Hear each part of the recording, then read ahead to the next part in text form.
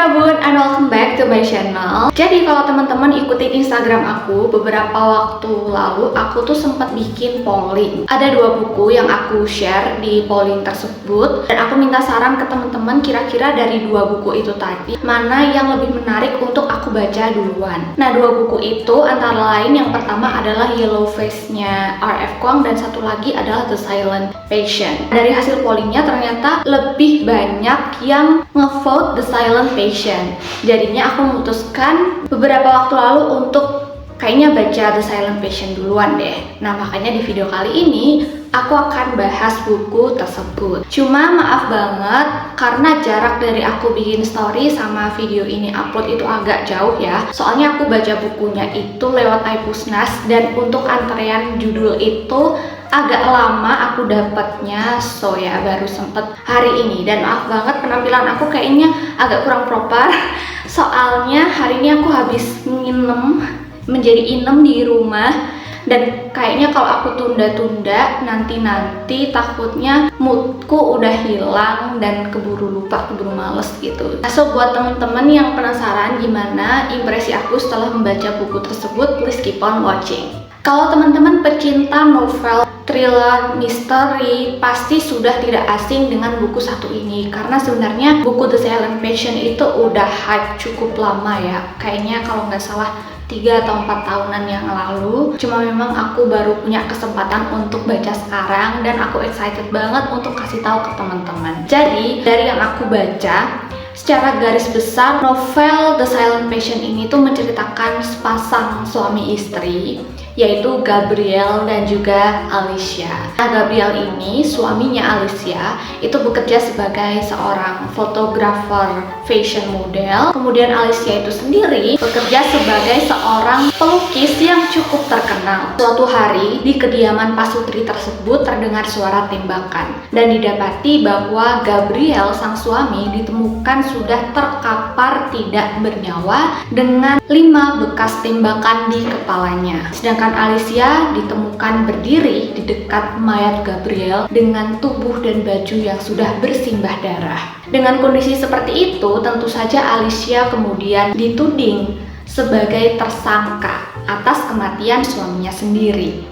Namun dengan adanya tuduhan-tuduhan yang menyudutkan dia bahwa dialah tersangka di balik kasus meninggalnya si Gabriel dan juga dalam proses pemeriksaannya yang berlangsung, Alicia ini justru lebih memilih untuk bungkam dan tidak membuka suara sama sekali. Jadi dia ini semacam menjadi seorang yang bisu. Sehingga karena Alicia ini lebih memilih untuk bungkam, untuk diam, maka pihak kepolisian pun sepakat untuk menutup kasus tersebut dan menetapkan bahwa Alicia lah yang menghabisi suaminya sendiri. Tapi meskipun berdiam diri, Alicia justru menciptakan sebuah lukisan yang diberi nama Alcestis. Dan lukisan itu cukup misterius sehingga cukup menarik perhatian publik dan juga menarik berbagai interpretasi. Dari kasus tersebut, termasuk dengan kebungkaman Alicia yang terus membisu, justru menarik perhatian dari salah seorang psikoterapis bernama Theo Faber. Nah, Theo ini tertarik untuk menjadi dokter terapisnya Alicia supaya Alicia ini mampu bersuara kembali dan barangkali siapa tahu juga Alicia bisa menyampaikan fakta-fakta lain yang belum terungkap sebelumnya. Nah, kira-kira bagaimana cerita di dalamnya itu berjalan? Apakah upaya Theo dalam memberikan terapi kepada Alicia itu berhasil, dan apakah ada fakta-fakta lain yang terkuak dan membelokkan hasil dari penyelidikan? Teman-teman bisa baca bukunya. Untuk novel ini kalau nggak salah ingat dibagi menjadi 4 bab besar. Nah, dari keempat bab besar itu tadi kita akan mengikuti yang pertama adalah sisi Alicia melalui diary-diarynya. Dan diary-diary itu disampaikan kepada pembaca mulai dari beberapa bulan sebelum kasus yang menimpa keluarganya itu terjadi. Kemudian yang kedua kita akan mengikuti cerita dari sudut pandang psikoterapisnya yang bernama Theo Faber itu tadi. Salah satu hal yang menurutku menarik dari novel ini Itu pertama, kalau biasanya ya novel-novel misteri thriller itu lebih banyak melibatkan pihak kepolisian, tetapi di novel ini kita akan melihat bagaimana kasus itu dibaca melalui sudut pandang psikologi, yaitu melalui psikoterapisnya Alicia. Jadi selain kita akan mengetahui kondisi psikologis Alicia melalui diary-nya, tapi kita juga bakalan mengerti gitu bagaimana sih kalau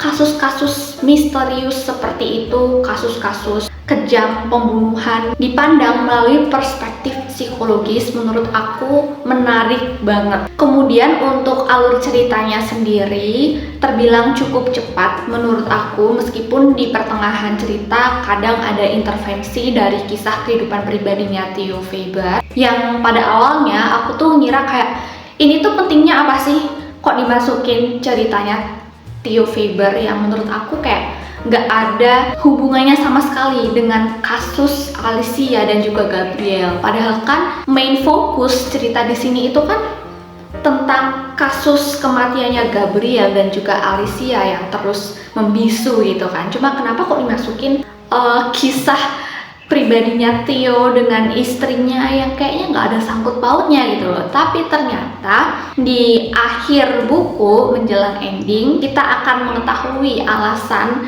kenapa dimasukkan intervensi kehidupan pribadinya Theo Faber, karena semuanya ternyata punya benang merah. Dan yang lebih mengejutkan lagi adalah plot twistnya yang menurut aku cukup gila. Meskipun memang di awal ketika aku membaca, aku sudah memiliki dugaan yang sama dengan endingnya, cuma karena kelihayan penulis dalam mempengaruhi pembaca dan menggoyahkan analisis pembaca, di pertengahan buku aku merasa keyakinanku tuh agak goyah karena di sini penulis pinter banget gitu loh. Jadinya pembaca tuh yang awalnya mungkin udah punya dugaan yang benar, tapi seiring berjalannya cerita kita dibikin curiga dengan semua karakter yang ada di dalam bukunya. Cuma meskipun ketika twistnya itu diungkapkan, karena aku sebelumnya udah punya dugaan ya,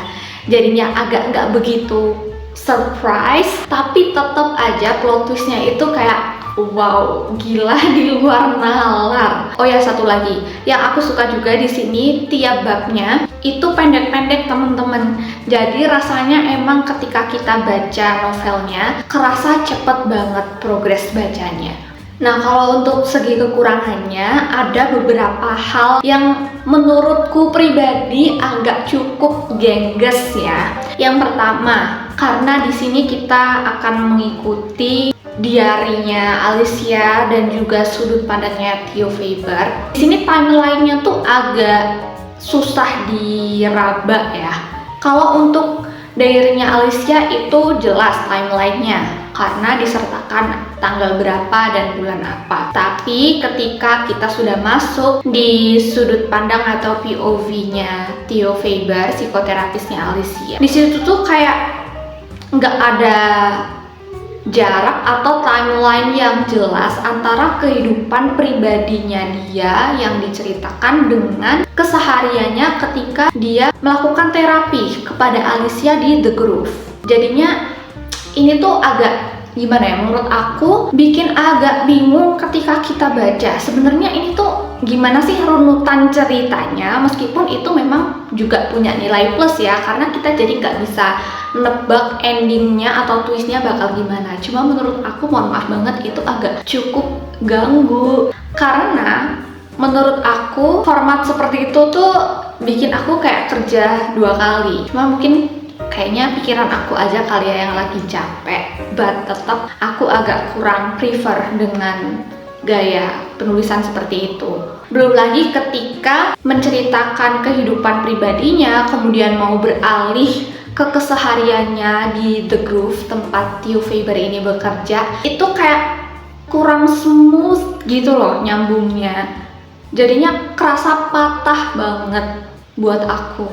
So, itu ngasih kesan agak kurang nyaman aja ketika dibaca. Hal lain yang agak cukup ganggu banget di aku adalah akhir tiap babnya yang ngegantung, tapi ngegantung yang bikin aku emosi banget, yang bikin aku kayak gregetan. Aku paham banget kalau kebanyakan atau rata-rata novel-novel bergenre misteri thriller gitu, akhir tiap babnya pasti dibikin gantung biar pembaca itu terbangun rasa penasarannya dan pengen baca lagi dan lagi. Tapi konsep ngegantung di novel ini tuh kayak ngeselin banget buat aku ya.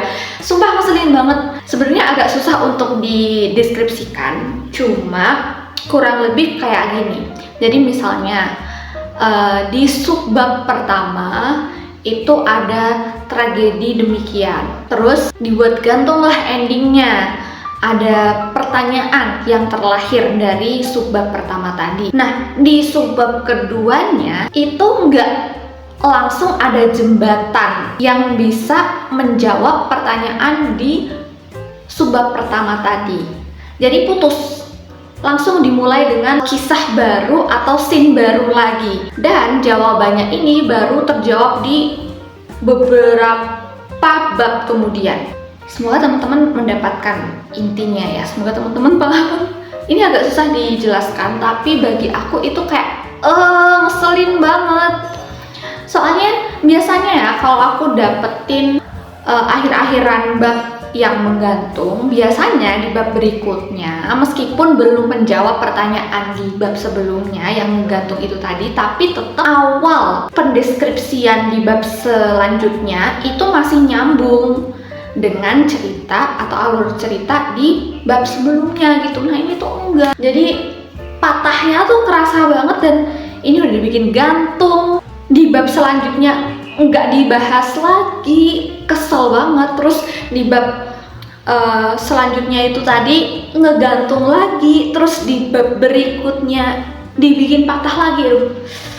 Mohon maaf, itu cukup mengesalkan buat aku. Hal lain yang bikin aku agak kurang sreg adalah endingnya. Kenapa? Karena dengan alur cerita dan juga twist yang sudah dibangun sedemikian rupa, tapi endingnya kok kayak kesannya udah segitu doang, kayak gitu. Padahal dari twist yang diungkapkan, fakta-fakta baru, kebenaran-kebenaran yang akhirnya muncul itu nggak seremeh dan nggak sesepele itu. Tapi endingnya kayak cuman